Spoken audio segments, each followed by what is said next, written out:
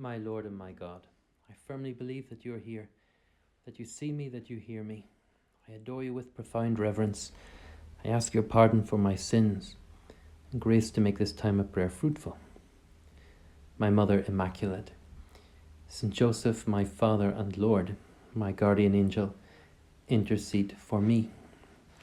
Oh Jesus, there is a beautiful scene in your Gospel that we read today, that after you are preaching in the towns and the villages all around, proclaiming the good news and doing what we imagine that you do, Jesus, that you tell us of these women that accompanying you with the 12, those who had been cured of evil spirits and ailments, those who had been sick, but who came to know you not just as a healer of body, but a healer of souls.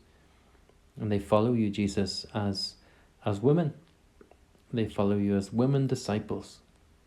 And we get their names: Mary, Magdalene, Joanna, Chuza, Stewart, Susanna.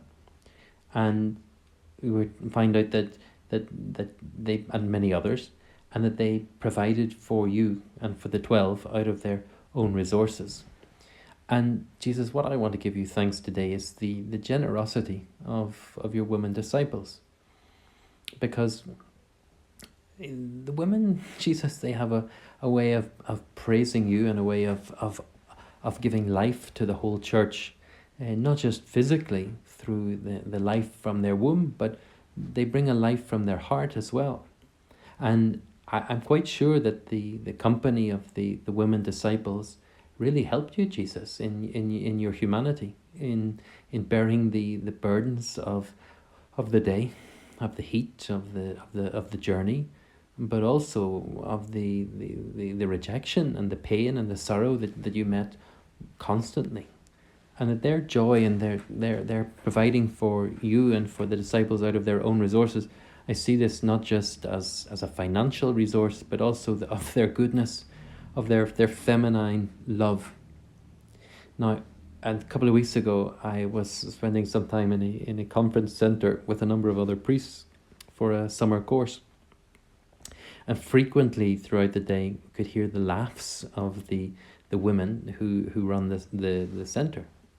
And it seems that any time you could hear them, they were laughing. It wasn't shouting and screaming at one another that we hear quite often in other places, but we hear laughter, and no idea what they're laughing about. But what I know is that they're very joyful in your service.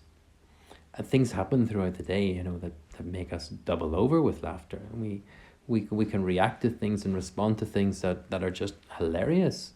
But there's an innocence that responds to that hilarity. Look, we could all go through life incredibly serious and with kind of long looks on our faces, especially when we're doing very serious holy things. But those who are pure of heart, essentially, can rejoice in the things that you give to us, and even the small things. And so their laughter gave me great presence of God, to think that if they are joyful in doing their work, in enjoying one another's company, this is a gift from you, God. And so it brought a cheer to my heart. So I can imagine, Jesus, that whenever you heard the women laughing amongst themselves, sharing jokes, or laughing because one of them tripped a little bit on the way, or she put her veil on back to front, I don't know, whatever, their laughter brought joy to your heart, because it brings joy to your heart now. Because it brings joy to my heart whenever I hear it. And Lord, you're happy when we're happy. So everyone's a winner. And let me tell you, you have not lived until you have seen nuns playing volleyball. Yes, that's right, nuns playing volleyball. I had this experience recently, to see a group of 20 sisters, missionary sisters, who have incredibly difficult apostolates, but who also can have such incredible joy. And to see them whacking a volleyball across a net at one another, and not caring about who wins, but erupting into laughter whenever the ball gets dropped, or whenever they serve the ball and it ends up kind of going 10 feet behind them. Extreme joy. Blessed are the pure in heart.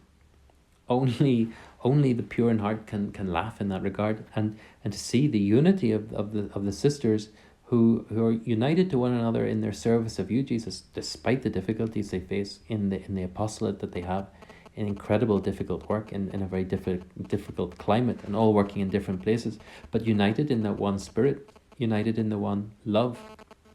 And their joy brought joy to my heart. And I know it brings joy to your heart too.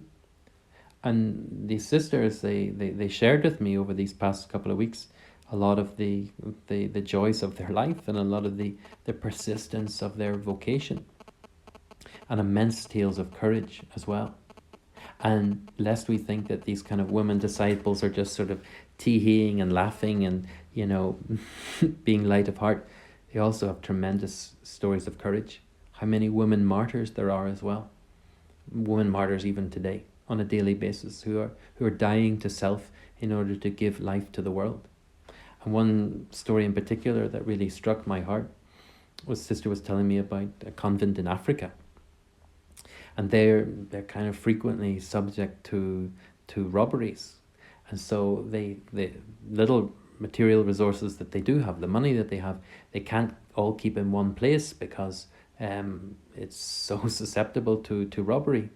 So they had kept the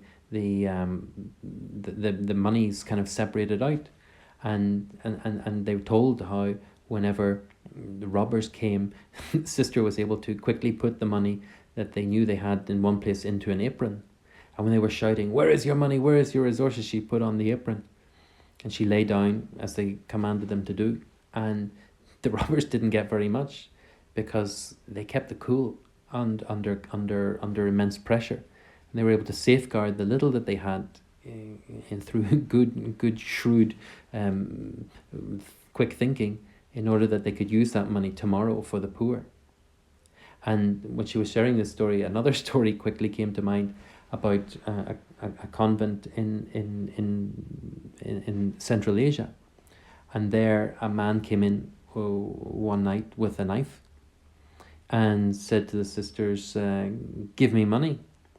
And the sister said that whenever kind of a gang comes, they give the money because it's just not worth fighting off lots of people. But they said that if one person comes, they don't. That's what they stick to. So this man came in with a knife and demanded money from the sisters. And he had a kind of a covering over his face. And sister said, the superior said, "No, I'm not giving you anything." So the man was obviously completely shocked by this, that this sister, little tiny Asian nun, was standing up to him and he had a knife. And he said, "Well, give me your money." And she said, "No, I'm not giving you any money. What do you want the money for?" She was saying this to draw him out so that he would speak. Then she realized that this man had previously been in the convent and had helped him on a little building project. So he knew where the money was, and he knew that at least that they had some resources. But when she had worked it out, she was even more determined, and she said, "No, I'm not giving you anything." So at that, the man had no option. She said, "Lay down your knife and go."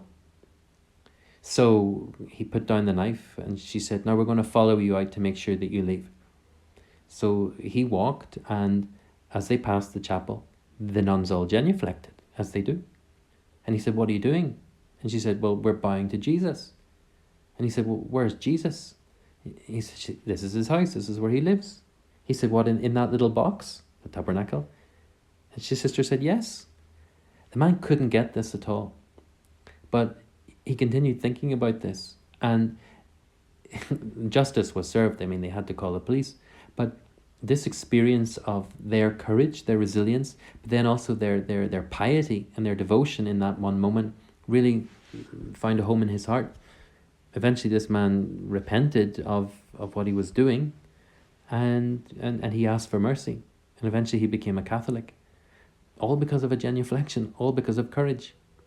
So throughout the world, your disciples, Jesus, your women disciples, are still providing generously out of their resources. Help us and encourage us, Jesus, by their witness, that we can give the same. I give you thanks, my God, for the good resolutions, affections, and inspirations that you have communicated to me during this meditation. I ask your help to put them into effect. My Mother Immaculate, Saint Joseph, my Father and Lord, my guardian angel, intercede for me.